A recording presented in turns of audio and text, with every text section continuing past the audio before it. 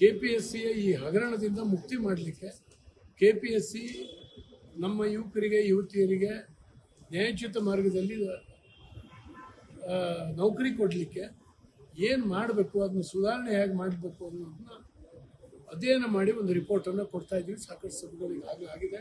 ಇವತ್ತು ಮಧ್ಯಾಹ್ನ ಕೂಡ ಒಂದು ಸಭೆ ಇದೆ. ಅದರಲ್ಲಿ ಇದು ಬರ್ತಾ ಇಲ್ಲ. ಇದು ಏನು ನ್ಯೂನತೆ ಆಗಿದೆ ಅನ್ನುವಂಥದ್ದನ್ನ ನಾವು ಕಂಡುಹಿಡಿಬೋದು ಮತ್ತು ಅದಕ್ಕೆ ಏನು ಪರಿಹಾರ ಅನ್ನುವಂಥದ್ದು ಕೂಡ ನಾವು ಯೋಚನೆ ಮಾಡಬೇಕು. ನನ್ನ ವಿನಂತಿ ಏನಂದರೆ, ಕರ್ನಾಟಕ ರಾಜ್ಯ ಕಣ್ಮುಚ್ಕೊಂಡು ಕೂರಬೇಕು. ಎಲ್ಲ ಪರೀಕ್ಷೆನಲ್ಲೂ ಕರ್ನಾಟಕ ರಾಜ್ಯದಲ್ಲಿ ಲೋಪ ಆಗಿದೆ.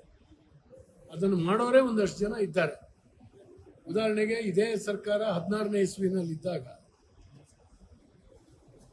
ಒಂದು ರಾಸಾಯನಿಕ ಇದು ಏನು ಕೆಮಿಸ್ಟ್ರಿ ಪೇಪರ್ 2-3 ಸರಿ 10 ದಿನದ ಡಿಫರೆನ್ಸಸ್ನಲ್ಲಿ PUC ಪೇಪರ್ ಲೀಕೇಜ್ ಇತ್ತು. ಸುಮಾರು 5-6 ಜನ ಮಕ್ಕಳು ನೇಣು ಹಾಕೊಂಡು ಸತ್ತೋದು. ಇದು ಕಾಂಗ್ರೆಸ್ ಸರ್ಕಾರದಲ್ಲಿ ಆಗಿರ್ತಕ್ಕಂಥ ಅಧ್ವಾನ ಇದೆ.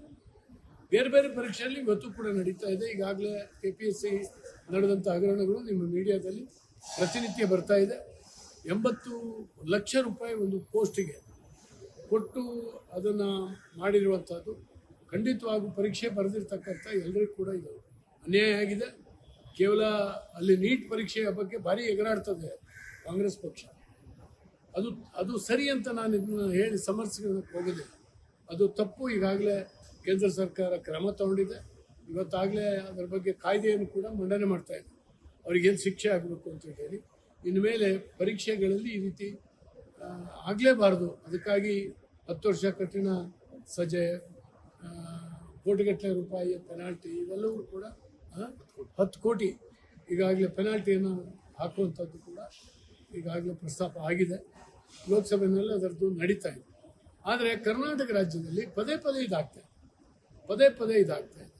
ಹಾಗಾಗಿ ನಿಜವಾಗ್ಲೂ ಕೂಡ ಕಾಂಗ್ರೆಸ್ ಸರ್ಕಾರ ಇವತ್ತು ತಲೆ ತಗ್ಗಿಸುವಂಥ ಕೆಲಸ ಅಂತ ನಾನು ಭಾವಿಸ್ತೇನೆ.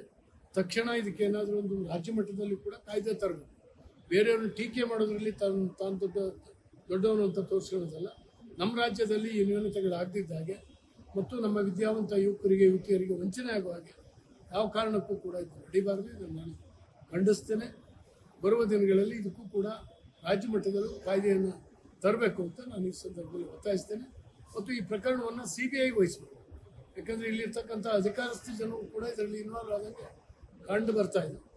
ಆದ್ದರಿಂದ ನಮ್ಮ ಸರ್ಕಾರದ ಅಧಿಕಾರಿ ಇದನ್ನು ತನಿಖೆ ಮಾಡೋದ್ರಲ್ಲಿ ಅರ್ಥ ಇಲ್ಲ. CBIಗೆ ವಹಿಸಿ ಸರಿಯಾದ ತನಿಖೆ ನಡೆಸಬೇಕು.